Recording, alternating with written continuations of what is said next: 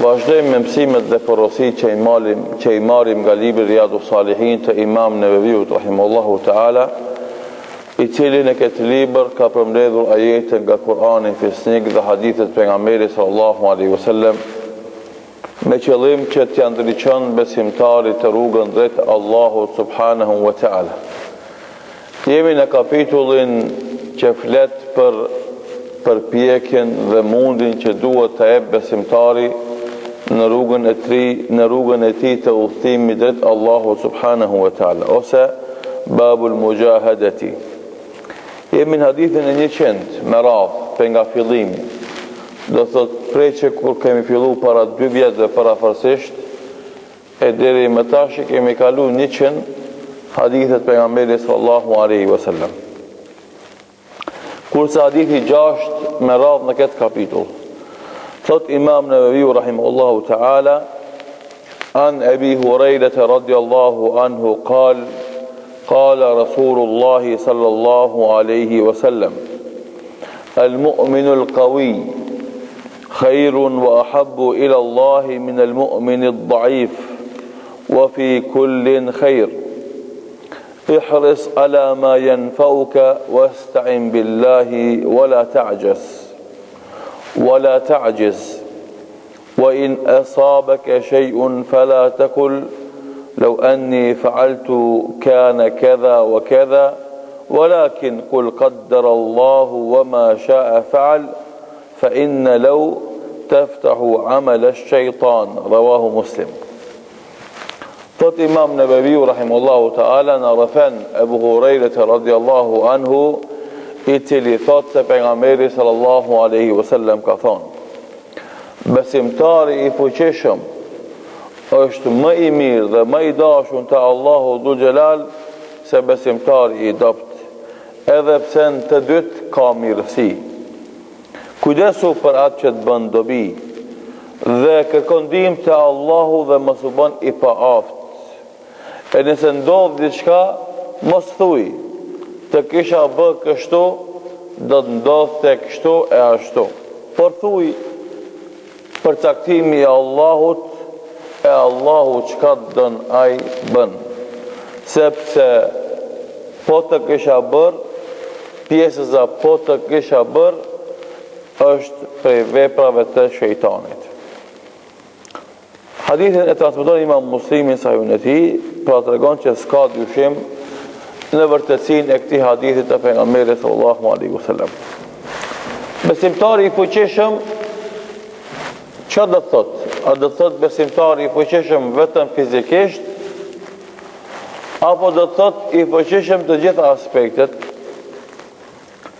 I fuqishëm në fenë e tij, i fuqishëm në trupin e tij, i fuqishëm në mendjen e tij. Pra njeri që është i aftë të bartë këtë fe dhe të thirrë në të dhe të mbron këtë fe. Pa shikoni, dhe thot shumë mirësi më një vend të mbledhur. Fuqia fizike, fuqia fetare, fuqia intelektuale. Edhe s'ka dyshim se ky besimtar që i kanë vetveten e tij këto forca është më i mirë edhe më i dashur te Allahu se ai që nuk i ka këto forca. Edhe pse në të dytë ka mirësi. Pse? Sepse të dytë marrin pjesë në që është kryesore. Ajo është imani, feja. Pra, përderisa dytë janë besimtar, dytë janë musliman, normalisht se dytë në vete kanë mirësi. La ta'jiz, mos u bëni paaf, do më thonë, mos e le pasdore kërkimin e asaj që të bën dobi. është punë e shejtanit, do thot ja qel vezveset që i bën shejtani, ja qel derën vezveseve që i bën shejtani, edhe e çon njeriu në humbje dhe në dështim. Po kjo është sharimi i disa termeve që janë përdorur domethënë në këtë hadith të pejgamberit sallallahu alaihi wasallam për t'i kuptuar ato, edhe për ta kuptuar me këtë hadith si është më mirë. Ky hadith është një hadith i madh. që sikur se të gjitha hadithet që kemi treguar deri tash, kemi nevojë na me e përkujtu, me e përsërit. Ndonë se ky hadith edhe përsëritet shpesh. Mirë, po kemi nevojë ta përsërisim, ta përmendim, ta mësojmë, t'ja kujtojmë njëri tjetrit, që të shohim se si shkon zhvillimi jonë si musliman, si individ dhe si kolektivitet, si shoqëri, si xhamat. Dhe ta kemi këtë hadith si pasqyre, në të cilën shkojmë edhe shikojmë na, a jemi në përputhje me këtë hadith, apo nuk jemi në përputhje me këtë hadith. A veprojmë konform porosive dhe mesazheve që na jep ky hadith, apo nuk veprojmë konform porosive dhe mesazheve që na jep ky hadith. Dhe normalisht është një pasqyre për mbar umetin islam, për me kuptu edhe shumë fenomene tjera që ndodhin pastaj, sepse shpesh na ndodh me ndëgju umeti islam dështoi, umeti islam nuk po ecë përpara, umeti islam ka ngecë mbrapa. Pse ky hadith t'i jep parametrat e zhvillimit dhe normalisht parametrat e dështimit nëse nuk zbatohen këto në jetën tonë të përditshme si musliman. Pra besimtari i fuqishëm në fenë e tij, i fuqishëm në trupin e tij, i fuqishëm në mendjen e tij, është më i mirë dhe më i dashur te Allahu se besimtari i dobët në fenë e tij, në trupin e tij edhe në mendjen e tij. Edhe vetëm kjo pjesë me pasqen këtë hadith do të mjaftonte. Andaj një umet prej 1.600.000.000 milionëve që nuk qohen me falë sabajnë, është umet i dobët në fenë e tij.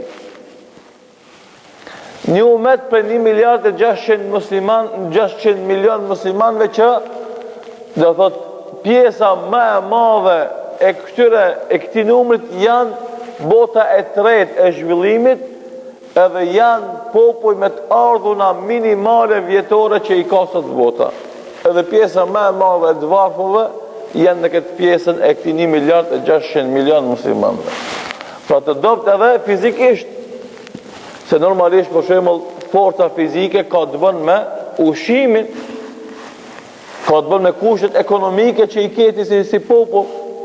Dhe pjesa më e madhe e këtij 1.600.000.000 muslimanëve jetojnë në kushte të vështira ekonomike, me të ardhurna minimale ekonomike vjetore, me ushqim të dobët. Për shembull Somalia tash si rast konkret që përmendet që njerëzit atje vdesin nga uria, e normalisht e Sudani, që janë pjesë e Bangladeshi, pastaj në tona, në Indi që ka gjithashtu shumë musliman, janë pjesë më të varfëra të botës.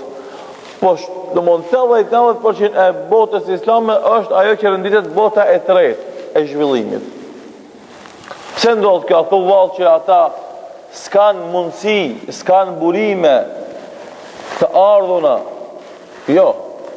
Një pjesë e tyre kanë naft, një pjesë e tyre kanë gur të çmueshëm, një pjesë e tyre kanë ari. Do të kanë burime që va ka dhënë Allahu që ata të kenë zhvillim ekonomik. Mirë, po pse se kanë këtë forcë materiale? Sepse nuk e kanë forcën fetare fillimisht. Edhe u kanë ardhur mbi kokë zullumqar nga jashtë edhe nga brenda, që si kanë lënë ata si popull mu zhvillu. Edhe dimi historinë e shteteve, domethënë muslimane në përgjithësi, se si ka ndodhur dhe çka ka ndodhur me ta. Andaj janë të dobët në trupin e tyre. Edhe tash normalisht kur të mungon feja, edhe të mungon ushqimi, të mungon pastaj edhe mendja. Se muslimanët e kanë të lidhur ngushtë zhvillimin intelektual me zhvillimin fetar. Për dallim prej të krishterëve. Krishterët zhvillimin intelektual dhe shkencor e kanë të ndonë për zhvillimit fetar. Ata, në më kush e analizon në zhvillimin e Evropës me sjet e këndej, e shef se ata kur janë nda prej kishës, prej fes, kanë bërë revolucionin shkencor. Kurse muslimanët kur kanë qenë lidhur me fe dhe me xhami kanë bërë revolucionin shkencor. E kjo është dallim shumë i madh.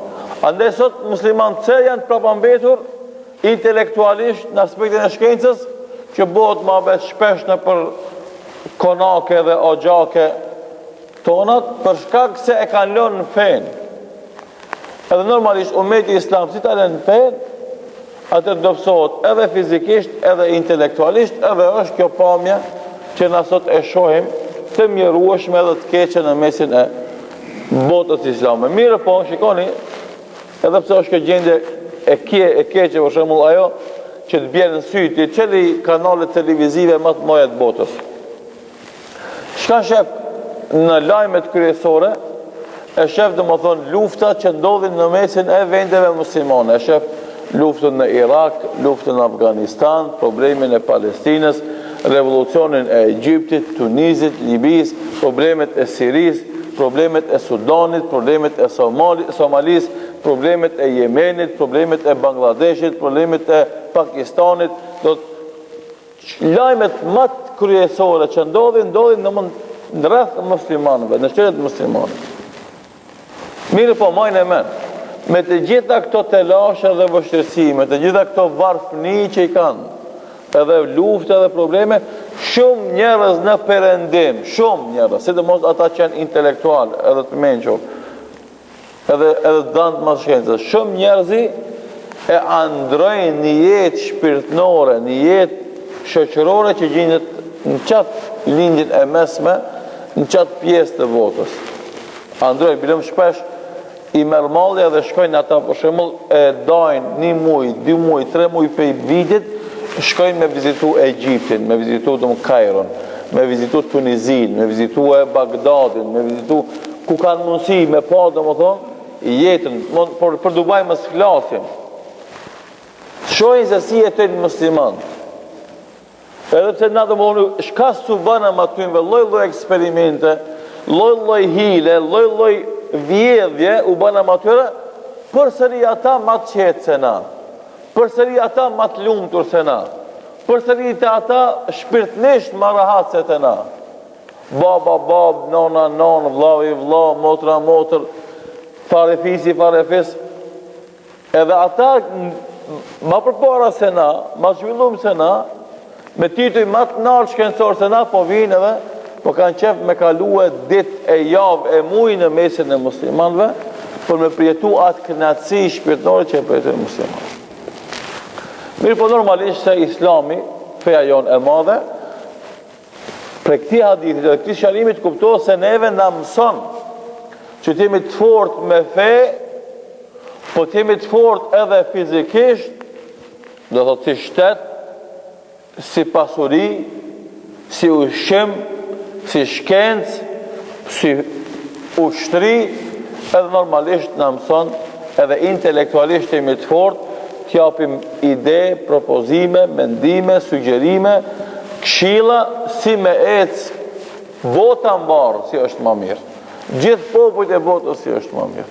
Jo vetëm muslimanët, feja islame nuk në mëson neve na si të ecim përpara dhe si t'i shtypim tjertë edhe si t'i eksploatojmë të mirët e tyre. Jo.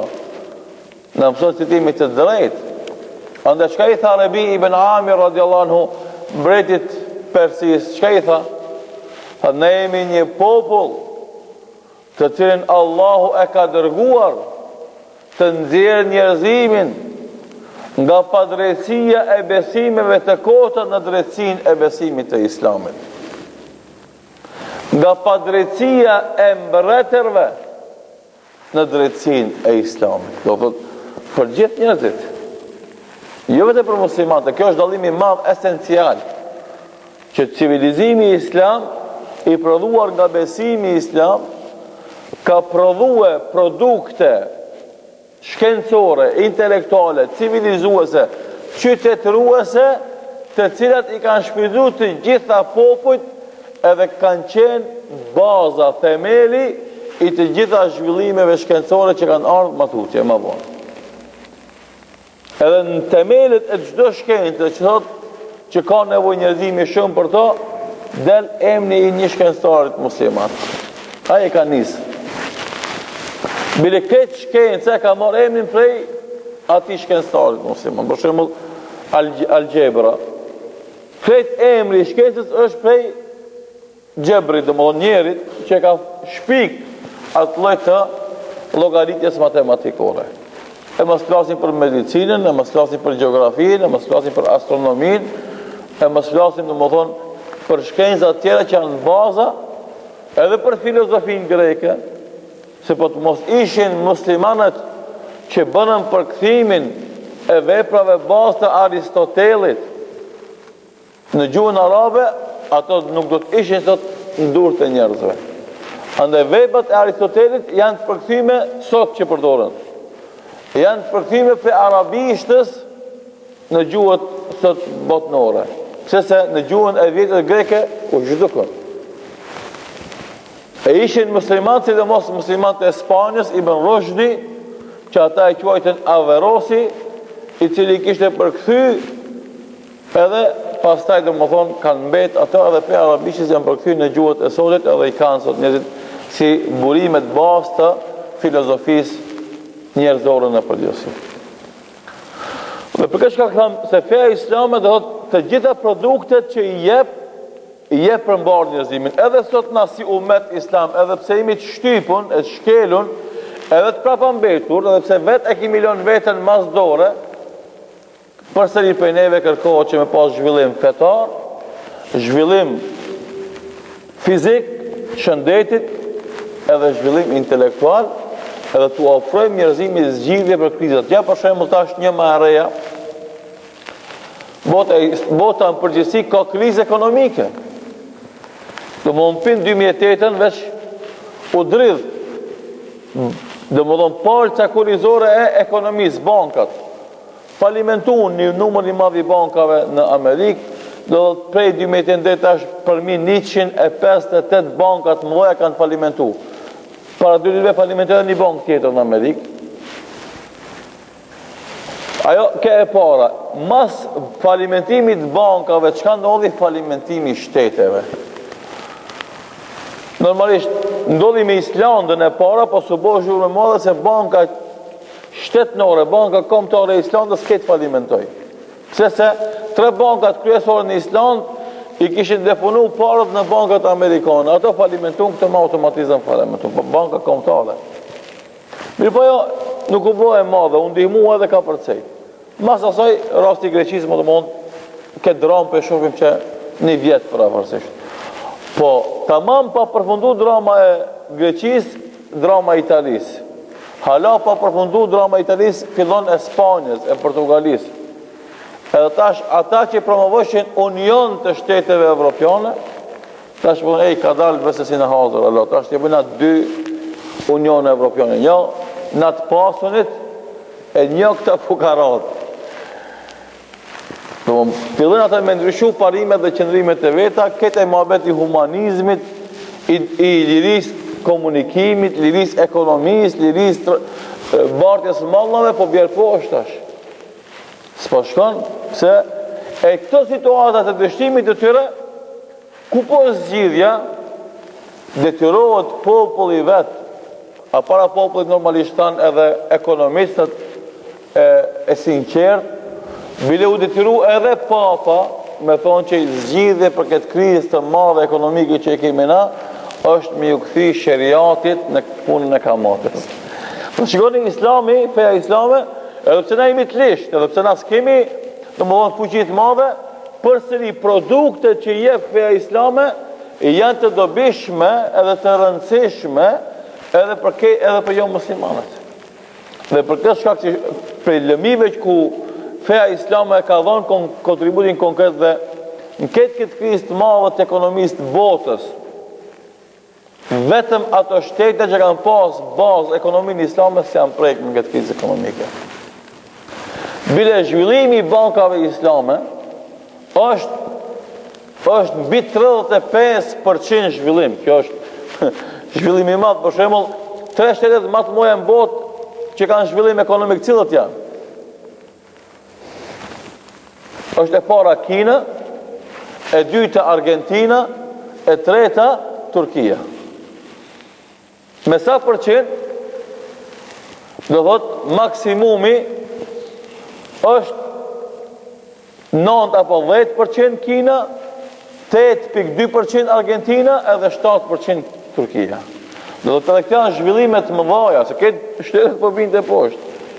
Do në mesin e 20 shteteve me zhvillim më të madh ekonomik, Kina e para, Argentina e dyta, Turkia e treta, përsëri një shtet musliman. Edhe normalisht përgjigja është, a parandos sistemi bankar islam ka 35% zhvillim, që është shumë vështirë me paramendu, jo me konrejte. Pse? Se ai sektor nuk është prej krizë ekonomike, se ka përdor një sistem tjetër për asaj që ka qenë i njohur në botë në sistemin bankar, ajo puna e kredive dhe kamatave. Që s'ka pas, normalisht ka pas zhvillim.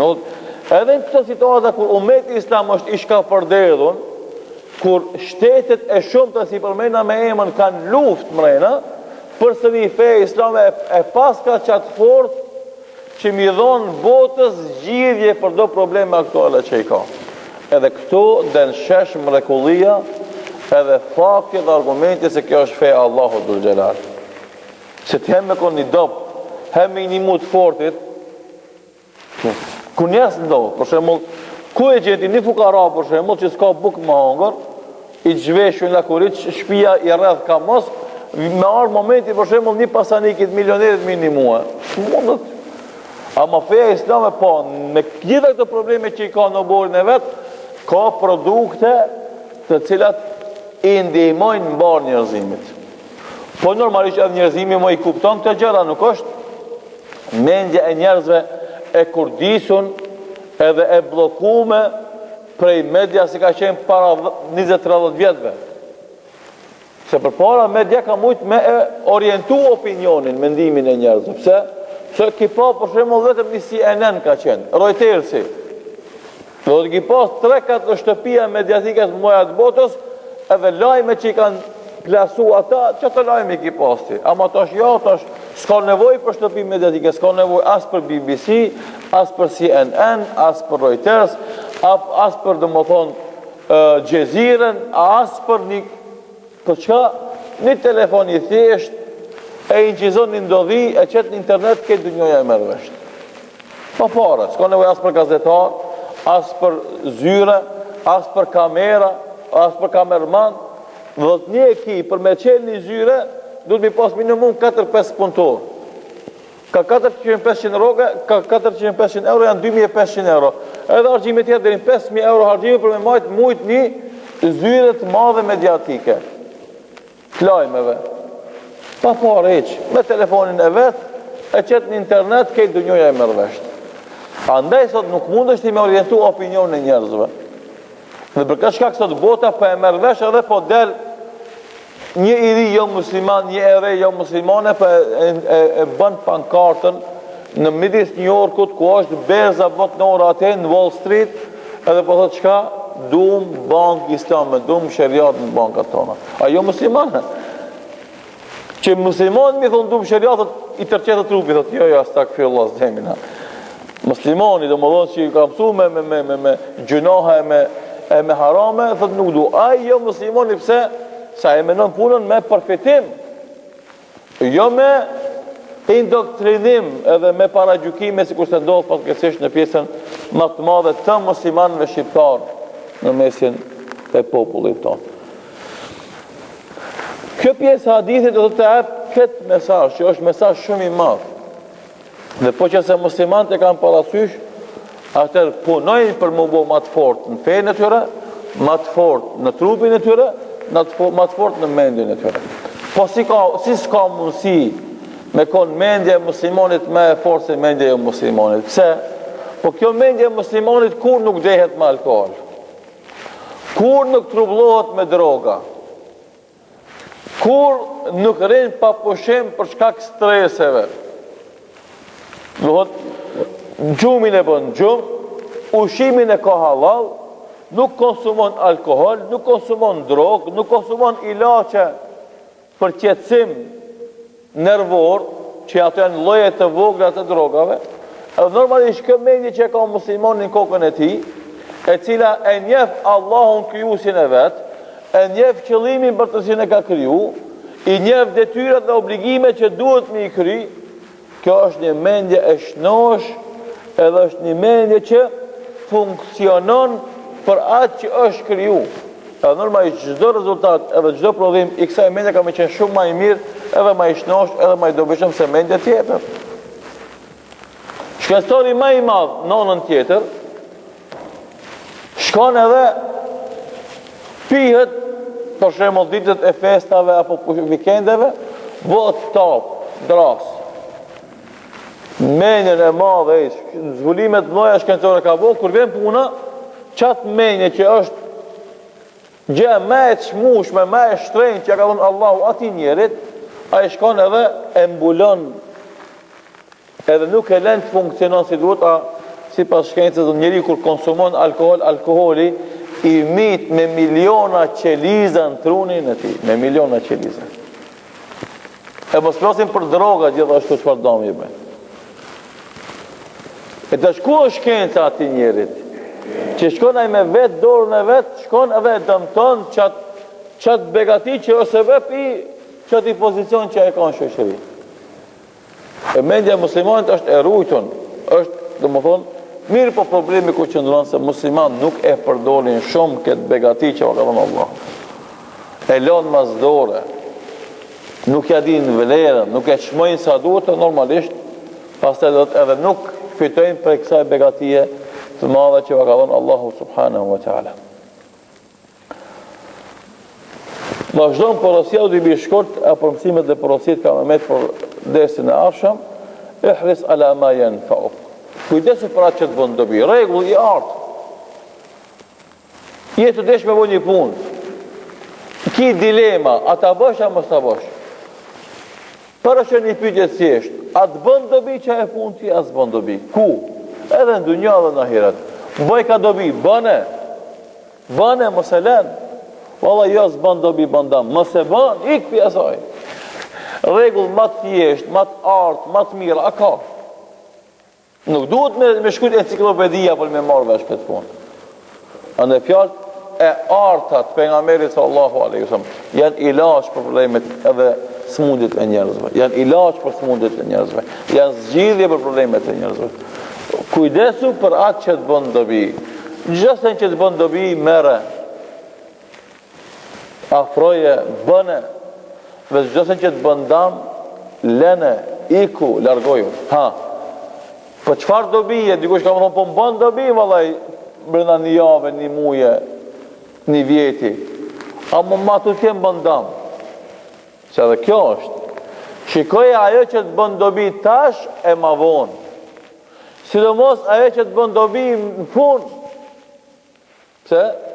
Se thot një fjallë e urtë e popullit, kush i fundit qeshet, më ambël qeshet. Andaj, se thot Ibn Kaimi rahimullahu taala, Allahu e mëson njeriu që t'i vlerëson gjërat për nga fundi i tyre, jo për nga fillimi. Se ndoshta mu dargu pi haramin të fillim është zamet, edhe ndoshta puna shkon të hup. Ama tu stabilizu gjendjen tonë ti, fillon me fitu edhe në fund shkon veç të fitu, mos ka humbje. A ndoshta filloj me haram me fitu, edhe filloj me gëzuej shka bona une. Ai me halal ama po hup unë me haram ama po eci për para. Ama kur vjen puna e punit, haj, zglumbu. Te poshtë e ki veç shkon kadar të uqut e nalt. Edhe mo ai si të amore udhën e vetë nuk bjerë te poshtë. E pra se vetë mos u mashtroti me atë që të bën dobi sot vetëm. Këtë javë, këtë muj, këtë vit. Po këshire, kjo dobi a është sot e nesër, e mas nesër, e deri në fund tjetës edhe në ahiret, e qaj është dobija e vërtet. Qaj është dobija e vërtet. Nëse dënë ti me bo një punë që ka dobi, e s'ki takat, s'ki fuqi, istain billah, këkon dim të Allahu wala ta'gjez dhe mësë bo një pa aftë. Kina me dalë në gjami, na mashtron shejtani, bim vonë me flet, muhabet, sabat, jam 2 mejla me dalë në gjami, jam më falë të shpia, istain billah, kërkon dim të Allah, o Allah më nimon, del në gjami, pëse se është punë e mirë, është e mirë. A ki do bi? Meselen. Edhe kërkon ndihmë te Allahu, se ndoshta ti vetë je i dopt, kërkon ndihmë te Allahu, se Allahu të ndihmon. E pastaj shikoni, udhtim shkallë. Besimtari i fuqishëm, më i dashur dhe më i mirë te Allahu se sa besimtari i dopt. Një shkallë. Shkalla e dytë, kujdesu për atë që të bën dobi. Shkalla e tretë, kërkon ndihmë te Allahu dhe mos u bëni paftë. E mirë, ta shkalla e katërt, po a ka mundësi ketë me shkutin mjartë edhe në të mira? As të thotë kur jeta, as ndodhet të lash në fatkesi, po të ndodhë. A ndodhë puna se ki merak ti, po ndodhë. Ti ki planifiku ndryshet, ka ndodhë ndryshet. Atër qka? Nëse ndodhë një fatkesi, më thujta kisha bo që kështune, kishte ndodhë që kështune. Kisha punu kështune, kishte darë që kështune. E ki po njerëzit, mas shumë ti kalen kohën, të analizue, atë kisha punu ndryshe, kishte konsot ndryshe. Për shkoj maja, qka e pon ti ma betin asaj? Shkoj, ndesh koft mirë, ndesh koft keq, kaloj. Atë se ne përmison, ose ne korrigjon me fjalë. Atë mund është me korrigju dhe me përmisu me një sen, me tobe dhe isti e këfarë. Nëse ka qenë gjuna dhe gabim. Andaj, mos thujt kisha bon, kështu të kisha bon ashtu, se kjo e qelë dhe në shejtanit. E të mushit krya me vezvese, edhe i leket punë, të dhu, badjavo, mu s'pom ecë, unë vazhdimish po të shtoj, jo, po shka, do të thuj, katë dërë Allah, wa ma sha e falë, caktimi Allahot pas ka qenë, unë s'ka mujtë mikë ati, ka përceja jo, ta shtu tje, cilët e regullat, besimtari i fort, regulli i fort, kujdesu pa që të bëndë dobi, regulli i dytë, kërkon dim të Allahu, regulli i tretë, do mund, sot e tu tje, të regullat e para përdori, për dje e të poshtë, regullin e 5 përdore, qadder Allahu wa ma sha'a fa'al. Caktimi Allahut pas ka qenë, e Allahu çka do në bën ai kërkush se në der ka shi, caktimi të Allahut. Ai morët vesh jetën me 4 porosit për nga Meri sallallahu alaihi wasallam. Shkojezit kurs special, fakultet menagement kryin, fakultet, hapin 1000 euro. E muslimani, gjemati jonë, shok jonë, priton më në sabah, mi ndëgju 4 porosit për nga Meri sallam që njëzit me pare e pagujnë. Pse? Se e ka mujë shejtoni. Allah në vash khejrë dhe bereqet në dunja në hetë, wallahu ta'ala alam, wa sallahu ala Muhammedin wa akhir da'wana alhamdulillah.